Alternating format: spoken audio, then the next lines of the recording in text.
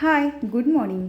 आज वातावरण असं काही होतं आणि आम्हाला बनवायची होती मसाल्याची चटणी, जी 5 प्रकारच्या मिरच्या आणून आम्ही बनवणार होतो. जी तिखट, एखादी तिखट असते, एखादी कलरसाठी असते, एखाद्याचा स्पायसीनेस थोडा कमी असतो, पण जसा जो वास आहे तो छान असतो.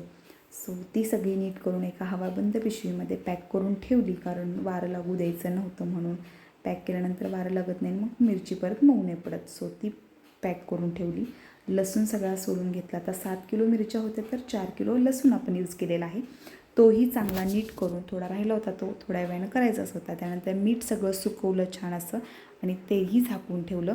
त्याच्यानंतर कांदा हा 7 किलोच घेतला होता, कारण मिरची 7 किलो आहे, तर 7 किलो कांदे आपण घेतलेले. तेही छान चिरून बारीक मिक्सरला फिरवून तो तळायचा होता. त्यानंतर हे खडे मसाले मिरचीसोबत दिले जातात. मिरचीच्या प्रमाणासोबत खडे मसाल्याचं प्रमाण असतं.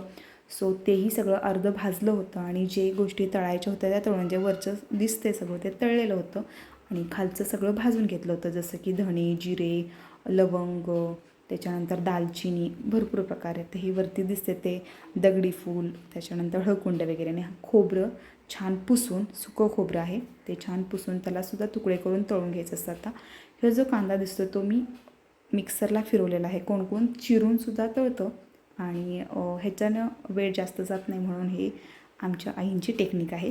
सो हे मी 2 कढईंमध्ये वेगवेगळं ठेवलं होतं, कारण एकाच कढईमध्ये ते बसत नव्हतं.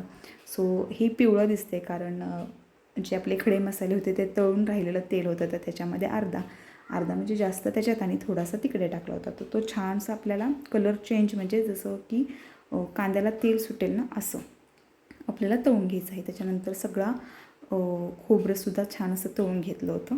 हे सगळं घेऊन डंकात गेलं होतं आणि ही डंकच चालू झाला होता आणि मस्त अशी मिरची आपली होती आहे डंकामध्ये टोप अशी. सो बघू शकता.